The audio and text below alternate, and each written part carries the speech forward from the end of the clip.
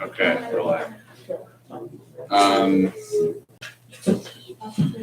Okay, first thing, just for clarification, like a do stuff, these last two problem sets are not due like Monday or anything. They're next week's, the whole week's a work week. So 5.3 and or 5.2 and 5.3 were collected. So if you didn't turn those in, you might have noticed I got a little caught up on grades. I'm not fully caught up yet. You're fully on it. I would not still have it in. You said 5.3 was as well.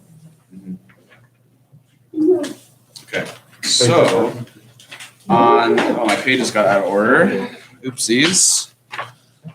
So back to, and then this last problem set, 6.3, you don't have to do, I will briefly just mention the second fundamental theorem of calculus. You don't have to do those problems. Just for those of you taking the AP test, I'm going to go over that real quick just so you've seen it. And you don't have to do the weird integrals. It's nothing new. It's just sort of a review at the end of the packet to be like, here's some strange integrals you might see that are more challenging. So, okay. Sorry, got a little out of order here. All right, so we're on number 10 of just, I'm just going to do these verbally. They're so easy. What's the inverse? What's the inverse of x plus 5? X minus 5, right? The inverse of adding 5 is subtracting 5. By the way, as if you're working with inverses, as they get harder, the technique, I hope you'll remember, is if your function is y equals x plus 5, and it's not an obvious inverse, the method is you swap the x and the y, and then solve for the new y. And so if you do that, you go, oh, okay, great. So if f of x was x plus 5, f inverse of x is x minus 5. Obviously, you don't have to do that for these because they're very simple, but you all understand that? Mm-hmm. Okay, what's the inverse of 3x? X divided by 3, or 1/3 x. So the inverse of multiplying by 3 is dividing by 3. By the way, there's an example of reciprocal slopes. That's the theme of the day, is reciprocal slopes. We'll hammer that in specifically in a few minutes. But what's the inverse of multiplying by 3/4? 4/3. So C would be f inverse of x equals 4/3 x. D. It's a trick question, a little bit. What is the answer to D? Yeah, that's why it's a little bit of a trick. There is no inverse. If you're like, well, so this is where it's, so this guy has no inverse. Well, why? Because you might remember the whole horizontal line test thing. Maybe not, or maybe you remember what a function is. A function is a thing that maps every number to exactly one output. But the problem with this function is, say 3 and -3 both map to 9. So if you try to invert that, you have a problem. 9 has to then simultaneously map back to 3 and -3. Well, you can modify this function though. You might want to make yourself a note of like, well, this guy does not have an inverse, but if I did this, he would then have an inverse. If I take out all those negative numbers from his domain, then the inverse function becomes the square root function. Does that all ring a bell? Yeah.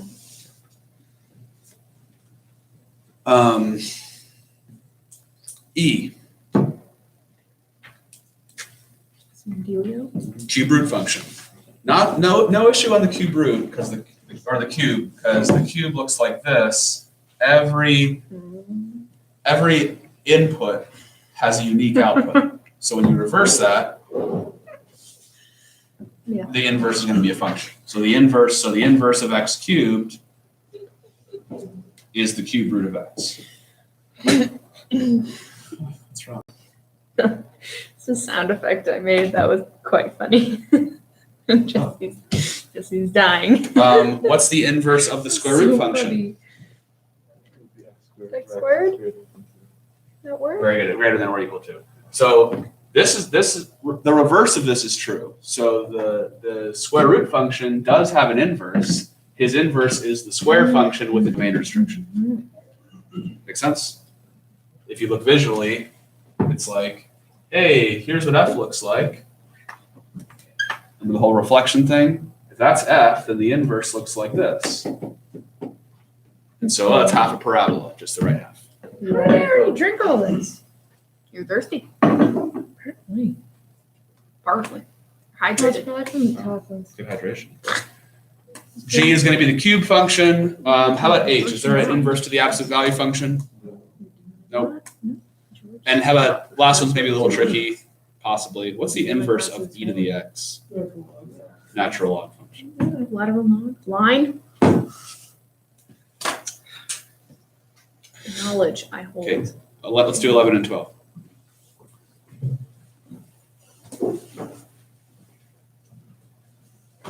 The idea here is to get you to think. I guess that's it. No, Get you to think. Bad idea. The first one says true or false, and if it's false, make a counterexample. If f of x is always positive, does that guarantee that f of x has an inverse function? No, Why no? x squared plus 1. Very good. Great counterexample. Simple counterexample. That guy, and I mean, not like you had to give a specific function, but it does help, certainly. That guy certainly does not have an inverse. And certainly you'd agree that that function is always positive. So the first one is a false. Second one, a little bit harder. This one says, what about a function whose derivative is always positive?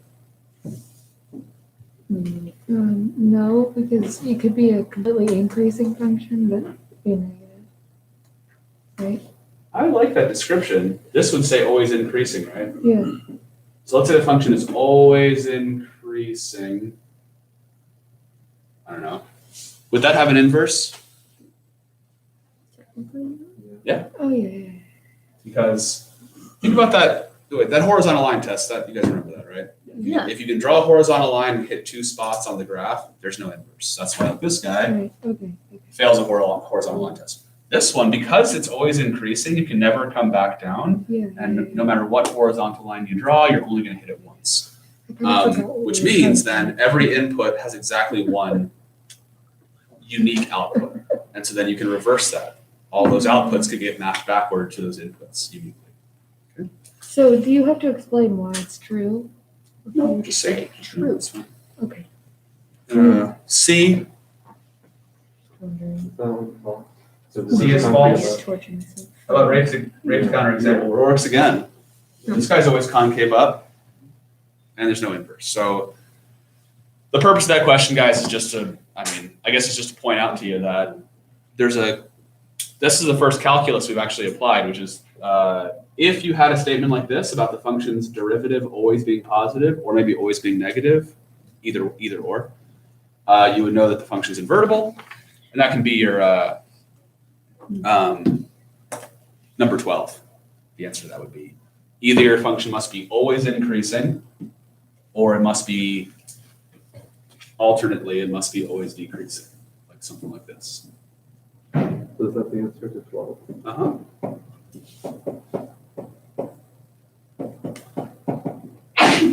Keyword being always. Must be decreasing. For every x value. There's a big old or in here. Fine ones. Notice it says continuous because you could get away with I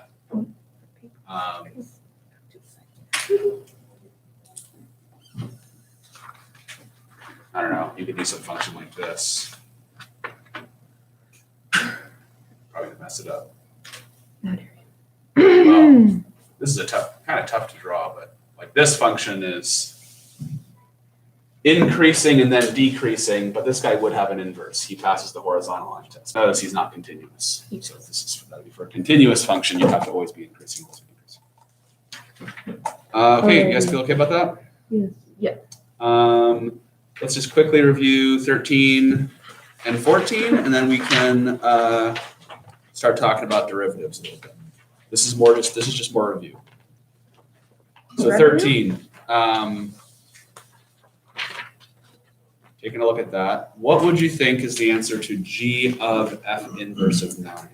Wait a second. Take your time. 6. The answer is 6. Jesse. Do we understand? Well, Sorry. let's go through all three. Don't say the answer if you know it, because it'll give everyone a chance to do it. We're going to do it at different speeds here. But do y'all see how the way you do this is you first have to ask, what's F inverse of 9? What's F inverse of 9 according to the given information? 0. It's 0. Everyone okay with that? Yes. And then what's G of 0? Well, the third piece of information says G of 0 is 6. The second one says, again, don't say the answer. Guys, just knock all of them out and we'll compare answers and then just make sure no one's lost. Same with 14. Move on to 14 if you can. Feeling lost already? No, I get these ones.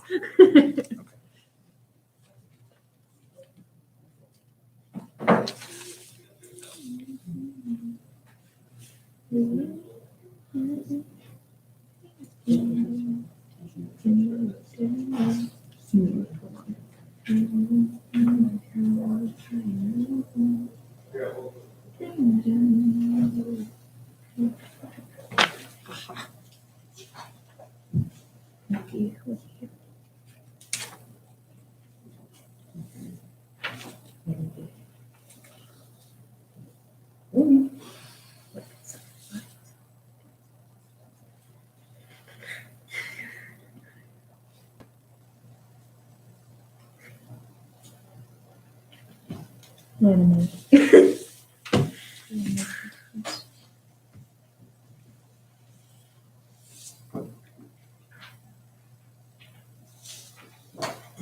Oh, yes. All right, are we ready? Oh, almost ready? Keep going. I think so. I think I'm doing okay. I think I'm surviving.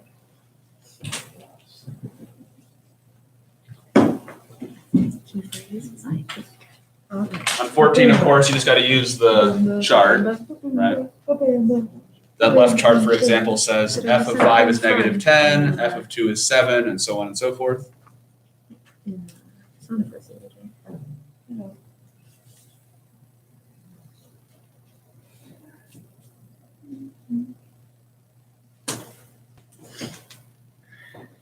All right, who wants to say all the answers? Anyone? Okay, Jessica. We're not quite there yet. All right, starting with another minute. Okay. Almost done. While you're finishing up here, no one has raised an objection about this, but I don't know. If you're thinking, well, G doesn't seem to be describing a function that's always increasing or always decreasing. So does that mean it doesn't have an inverse? Did that thought occur to anyone? Well, it could be jumping all around. No, it doesn't. Yeah, no one said it was continuous. It could be a totally discontinuous function that just happens to have an inverse. Just throwing that out there. Be like, boing, boing, boing, boing. Yeah. A function could be defined as just a single point on a graph. Yeah, these could all, just those 4 points could be the entire function. Mm-hmm. Exactly, yeah. You'd say the cardinality of the domain was 4. Okay. Fancy flex words, right? Yes. Cardinality just means how big the set is. Yeah. Right. Oh, Jesse, You imagine you should this come one, over. you got a note of me Grab using the James. word Zenith. And you see that. Oh, I didn't get a note of I have it. I work said it was a with little word. Oh, darn. Okay, you're on board with me. Shucks. That really was, no, actually, that was a fun game. I liked that game. Oh, we would not be playing that game. Why was that?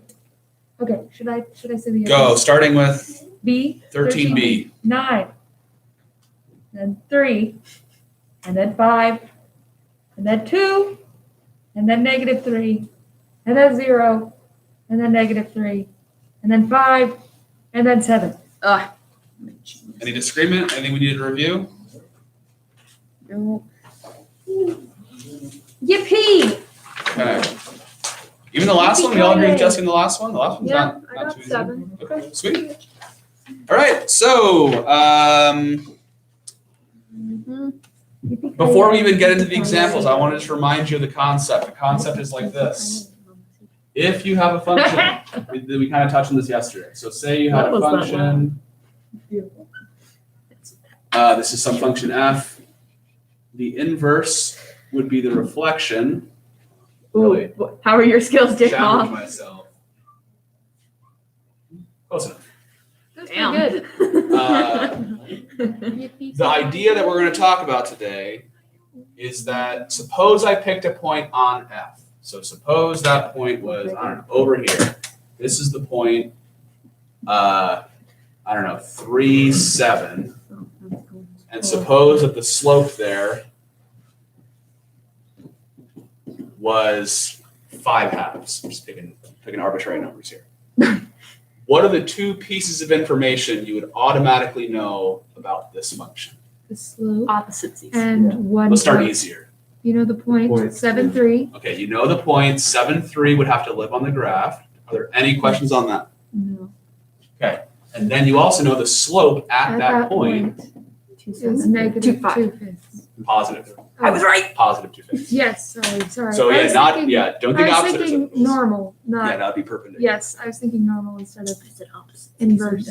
So, well, the part that makes this confusing for people is that they want to do this. They want to say, oh, the derivative of the inverse is just the reciprocal of the derivative of the function. That's not quite true, because in this one you'd have f prime of 3 is 5 halves, right? At that point, f prime of 3. But over here you'd have f inverse prime, kind of like this, kind of hard to draw. F inverse prime of 7 is 2/5. So the process we're going to look at today involves being like just examining how there's going to be a pair of points. But if you can understand this general concept and do some simple algebra, that's really all there is to it. Okay? Does that make some sense? So like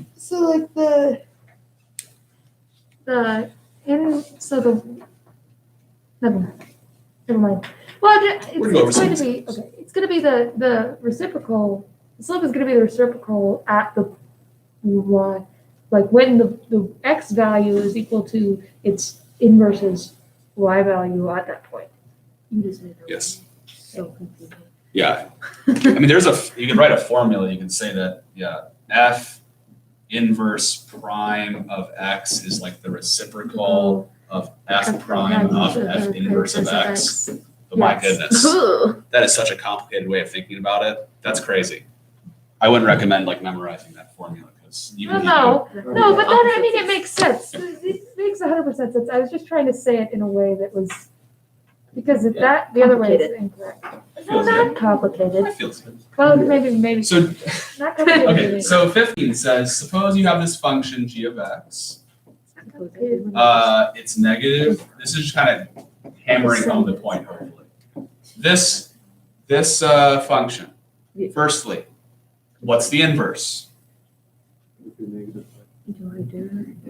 It's a little exercise. Maybe you just go, oh, okay, swap the x and the y. So you do x equals negative 5 halves y plus 4. And if you solve that, it would be x minus 4. Subtract the 4, multiply both sides by 2/5. It should be 5 times. I wrote it upside down. Oh, sorry, my bad. Thank you. Sorry, downsies. Yeah, sorry. So you swap. Sorry if that confused anyone. You just swap the x and the y. So that's the y, that's the x. You swap them around. Right here. And you solve for y. So you subtract the 4, and you multiply by negative 5 halves. It just so happens this one does kind of write out a little bit nicer. I don't know, like that. So this guy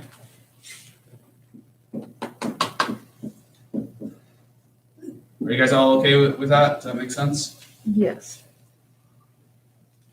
So what are 2 simple, well, it actually asks for the x and y intercepts, but those are a lot of times the 2 points I would maybe look at if I wanted to get a sense of a line where it was. But this guy, his x-intercept is, well, which one's easier, the x or the y?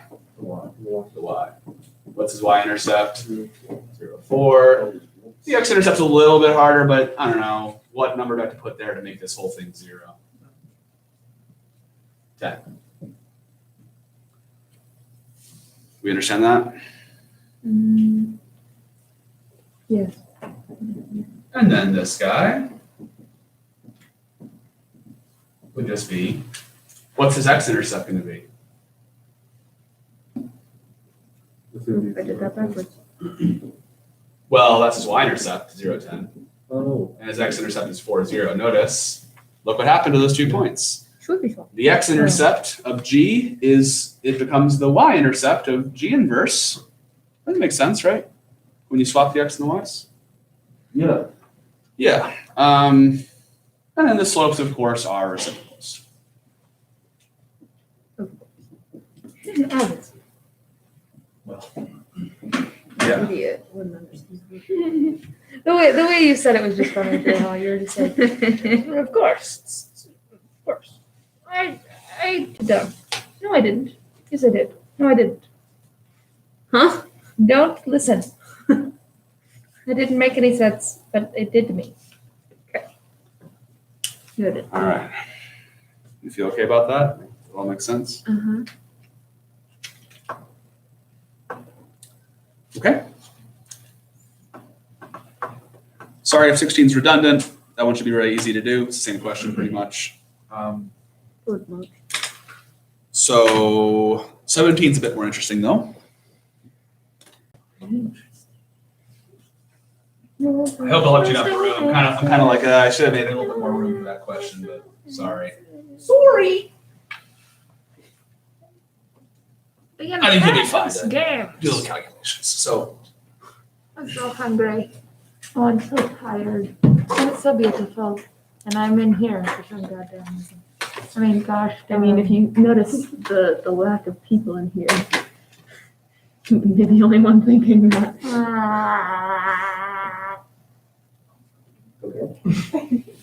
Yes. I tried to do a velociraptor, but that wasn't quite good enough.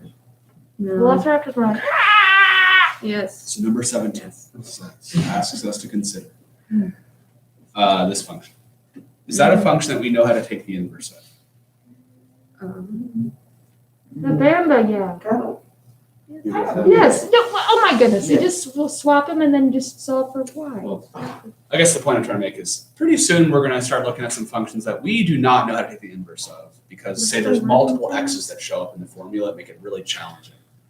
Like, for example, if you had something like y equals root x plus x cubed, that'd be really tough to take the inverse of. Yeah, how But- Well, we wouldn't. What we would do is we would be able to make inferences about the Here's how the derivatives thing works. based on this We wouldn't. idea we're talking about. But in this one, we're going to do it the old-fashioned way. So this is one that we actually can take the inverse of. So let's do that real quick. Swap the x and the y.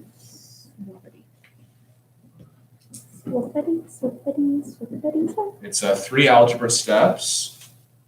You guys are okay to do them all at once, right? Yeah. We know the correct order. It's going to be subtract 1, then cube root, and then add 2.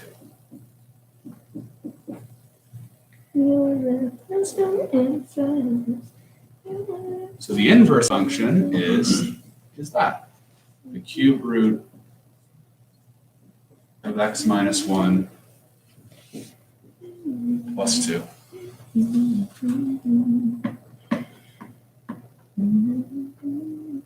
Any questions yet?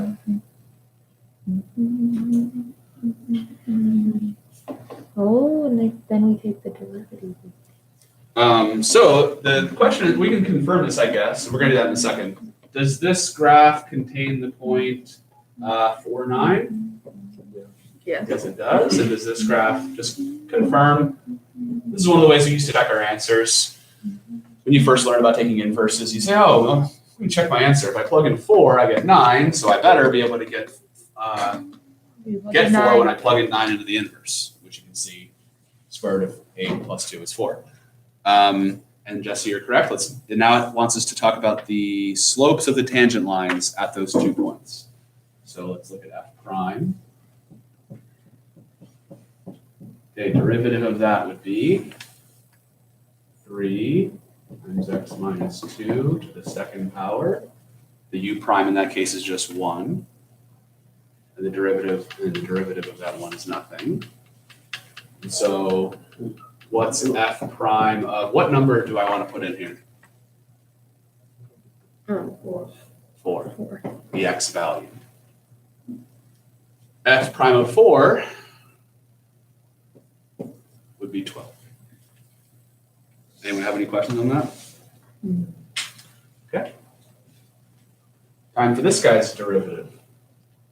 F inverse prime of x. Don't the scary notation scare yet. It's just taking the derivative of this function. It would be 1/3 x minus 2 to the negative 2/3. That's it. Any questions on that? No. Okay. Those are like, ugh, kind of gross. Maybe it makes sense to rewrite that as 1/3 times the cube root of x minus 2 squared. I don't know, maybe. Why are you getting the x minus 2? Oh, sorry. Thank you, Kate. That's a good question. Why'd you do it wrong? Why? Thanks for asking that. Why you do that?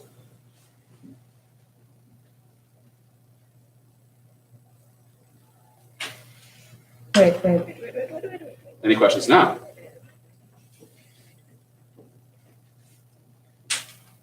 Oh, it's just testing.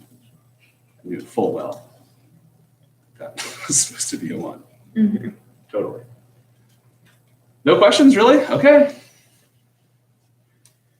Alrighty.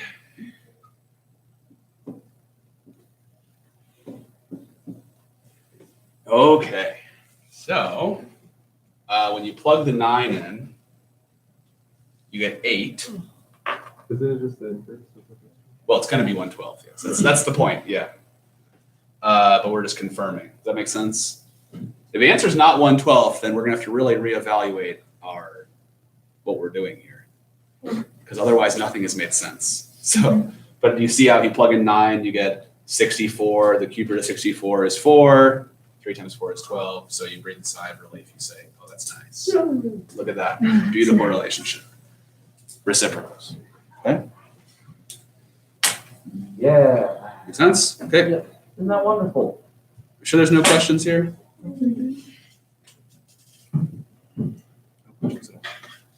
I save them for like 11 o'clock at night and then I'll email you.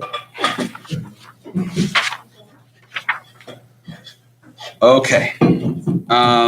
So I hope that example is sufficient for anything involving a simple function, right? Now, granted, if they, capital T they, we're going to give you a question about find the inverse of some function, blah, blah, blah. Find the derivative of some inverse function. They're probably not going to give you such a simple function. They're probably going to give you something more complicated. So let's actually jump way ahead for a sec and look at one of those, because, and don't worry, we're going to come back and revisit some of the chart ones and all that stuff. We'll come back to that. So what are we? How did you know ahead of time that it was 1/12? How could you? Because when you have two inverse functions, their slopes are going to be reciprocals at that pair of points. So like, this is the pair of points. If I graph this, for example, remember the graph that was here a few minutes ago, where I labeled the 2 points, and they had reciprocal slopes. So this graph would be a shifted right 2 up 1 cubic. This is a shifted right 1 up 2 cube root.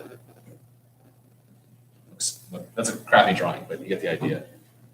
So 4, 9 is up here. That was our slope of 12. And 9, 4 was way over here. That was our slope of 1/12. So we knew, the calculation showed us it was 1/12, but we also knew in advance that because these x and y's are swapped, the derivatives at those 2 points should be reciprocals of each other. Okay. Let's look at 28.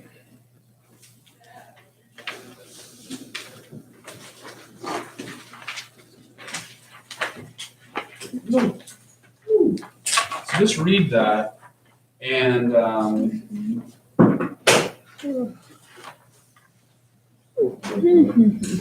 see if you have an idea of like what the game plan is for a question like this, given the one we just did. Okay, 28, you said? 28. So it says, here's some function.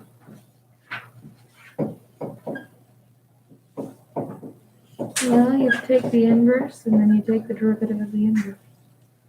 Well, that would be If you could. if you could take the inverse, but man, good luck taking the inverse of that. It's gonna be really tough because you're gonna, when you swap the x and the y, you're gonna have a y up here and a y down there.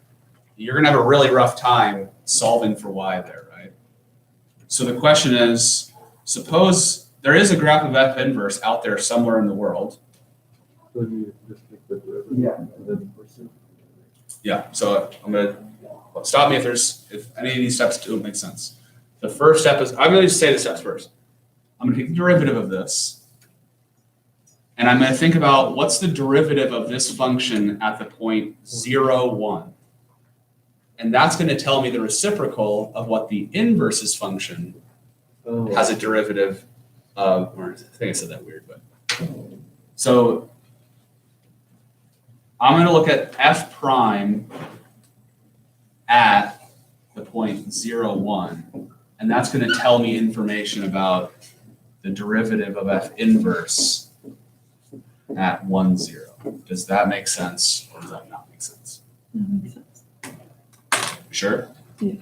So let's So do we're this. Looking at 0, 1 for f prime?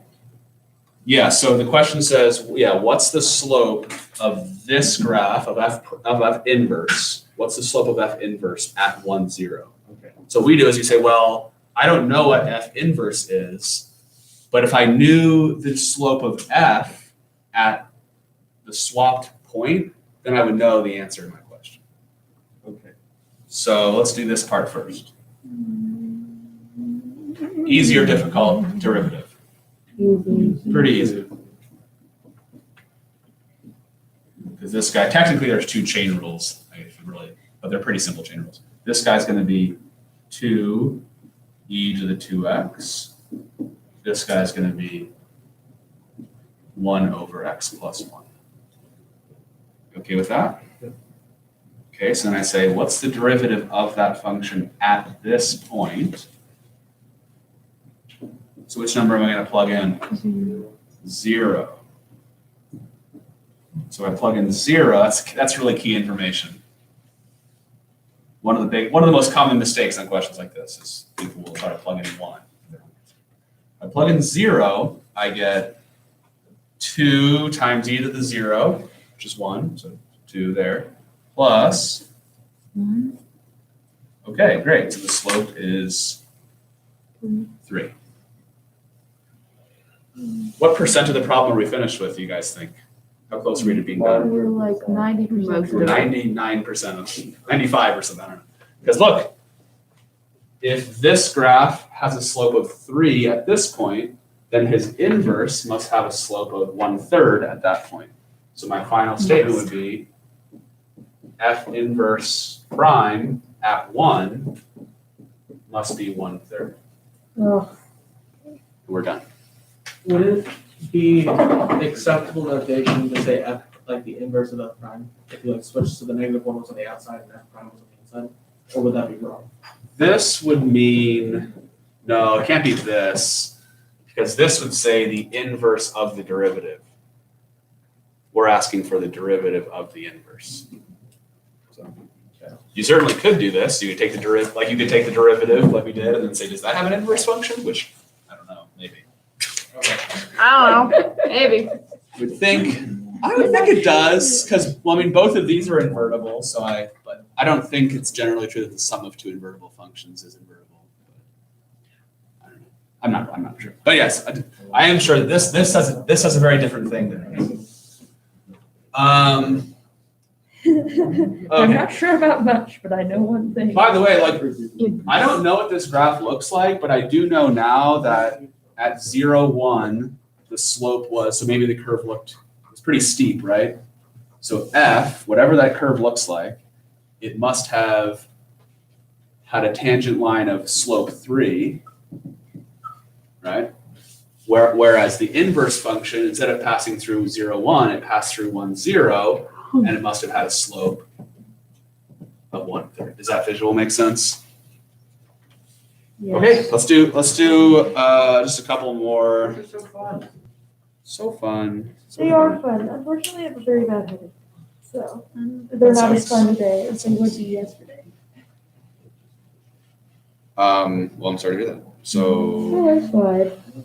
Normal. let's just do the next one, 29. So same idea, that function. By the way, do you see how, I mean, this is actually an easier question than the one from before, Yes. where we had to not only find an inverse, but then we had to take two different derivatives. So this actually is a huge, Yeah, can't we use this on ones where we know them? you could, yeah, definitely. Thank you. Thank you indeed.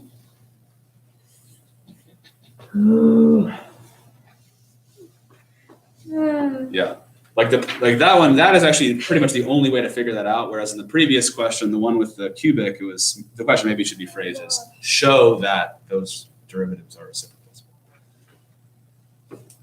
Okay, 29. Oh, yeah, okay, yeah. Makes sense. I'm gonna give this. Yeah, no, that's fine. I just realized that the point of the questions was different. Yeah. The other one's just to illustrate that, more like to confirm that it works, I guess. Yeah. That makes sense. Um, As for if I'm gonna be okay, I'm decided. Undecided. I'm just get quiet So- so based on the way the question's phrased, my goal being, what's the slope of F inverse at the point 4, 1?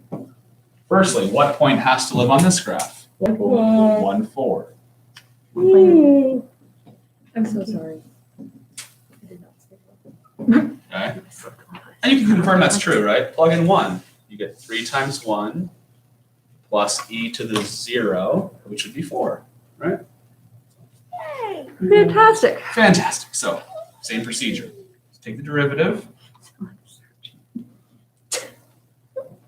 Like a what? A surgeon. Same procedure. Oh. But it's always good to think ahead too as you're doing. I mean, that's a habit that I wish everyone could get into, which is makes math a lot easier if you look at this and go, all right, I'm going to take the derivative, then I'm going to plug in 1, and then I'm going to take the reciprocal. That's kind of like the computer program it's the algorithm for this. Take the derivative, plug in this number, which was the y value we were originally given, and then take the reciprocal. So anyway, first step 1, take the derivative. Derivative of this is 3 plus 2e to the 2x minus 2. So the derivative at 1, the x value there, would be 3 plus 2 times e to the 0, which is 5. So therefore, the answer to this question, 1/5. Woohoo! All right, make sense? Yes. Okay, so let's go back. I'm glad we got to cover that with enough time here. Let's do a couple chart questions, and then the last thing I'll do is just briefly cover that theorem. So I don't know, going back to say like 20. Okay. Say like. Yeah. We're looking at 20 and 21. Mean number. Yeah, mean number, yep. Where's your spirit? You always point out mean numbers. I know, sorry. I swore off memes though. Oh, did you? Yeah. So when I remind you when you're No back memes. to your peppy Yeah, self no on memes, Monday. no memes. I tried to talk to everyone about the Drake teaching Lil Yachty how to use a computer meme, and everyone pretended like it wasn't real. So I was like, okay, I'm done. Shame. I give up. Give up. What's the point anymore? Yeah. They don't know that. No, I didn't see that meme, Mace. I didn't see that one. That's not real. No. You're gaslighting me. Gaslight. I'll beat you next time. So 20. 20 is as an example of a question that I would answer it by rewording the information given. So maybe for you, the answer pops up in your mind right away. Great, if that's the case. The question says, if f of 3 is -5 and f prime of 3 is 2, what can you conclude about the graph of f inverse? So the way I would kind of organize this information, at least for me to make it make more sense, would be, I would say the graph of f contains the point 3, -5, right? Yes. With a slope at that point of 2. That's in my mind the way the information makes sense. So f contains this point with this slope of this tangent line slope. So therefore f inverse would contain the point -5, 3, and the slope at that tangent line would be +1/2. I wrote 1/2 and then my brain couldn't say it. I was like trying to say 1/2. And it So would not work. a nice answer to this question would be the graph of f inverse contains this point, and the slope of the tangent line at that point is 1/2. That'd be a good way to say it. Or you said point slope form. I guess that'd be a good answer too, is you could say it contains a tangent line with this formula, y -3 equals 1/2 times x + 5. That'd be an interesting way to write the answer. Okay.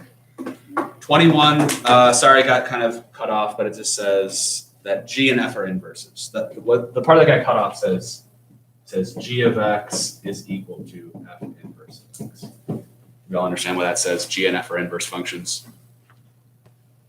So, what are the 4 points that live on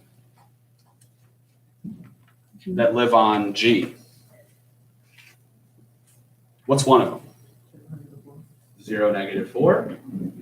And what's the slope at 0, -4? 4/3. 3/4. 3/4. The reciprocal. Ah. Well, is that making sense to everyone? And then the rest should be fairly straightforward, right? Should be. And I just want to point out that 20, so let's just jump down to 22 then. I feel like not the rest of that is, sorry if that's a tedious one. But it's just to reinforce that point of swapping the x and the y's and having a reciprocal slope. So What are we skipping? look at 22. Ah. Don't shout the answer out if you know it. I want everyone to think about this one. What is G? If G and F are inverses, and they're giving us a table of x values, y values, and slope values for F, what would G prime of 1 be?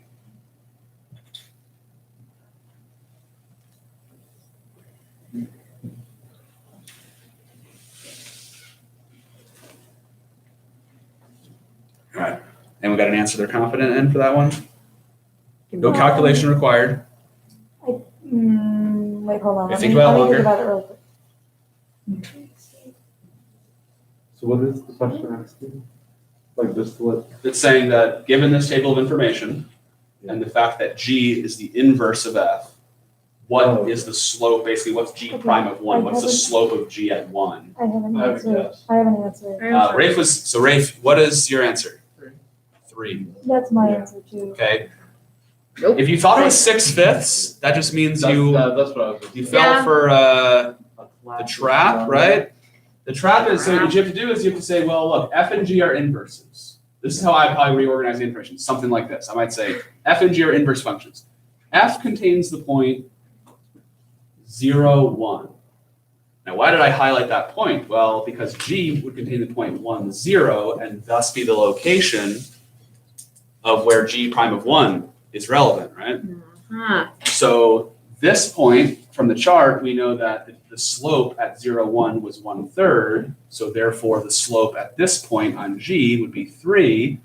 So when x is 1, the slope is 3, and you can write that as G prime of 1 equals 3. Little tricky, right? So how about G prime of 4 then? 6/5. And then G prime of 9 would be undefined. Because Zero to zero. well, it'd be like one, well, the reciprocal of 0 is kind of like a horizontal line. If you think about flipping a horizontal tangent line, if it gets reflected, it would actually be a vertical tangent line. But in any case, the answer would be it's undefined. Or the derivative doesn't exist. Okay, guys, in our last minute here, this is a really kind of an afterthought. Those of you taking the AP test might encounter this. Maybe once or twice. So here you go. This is all it is. It's really simple. Suppose I took a function and defined it like this. I'll pick some weird thing like, t cubed sine of t. That's a function that we don't know how to take the integral. So this would be like, okay, if you could integrate it, you take the integral and you plug in x and 0, and that would be like, that would tell you whatever that you end up with an expression. What they'll do is then go, okay, well, what if I took the derivative of that? And all you gotta do is go, well, okay, the derivative of an integral would just get me back to where I started, basically. That's it. Why does it change from t to x? Because if you took the integral, I'll give you a simple example. It's a good question. So like, suppose I said my function was 3t squared dt. Well, what would that equal? Well, so the integral of this would be t cubed, and I'd evaluate from 0 to x, and I'd plug in x, and I'd plug in 0, and what I'd have is this. But if I took the derivative of that with respect to x, it would give me 3x squared. It basically give me back to this thing, but with x instead of t's. Oh, I know, but I'll send it to you because I I'll throw this at you. I can't throw it. I just like to, you know, I mean, I could drop that for you tomorrow. And the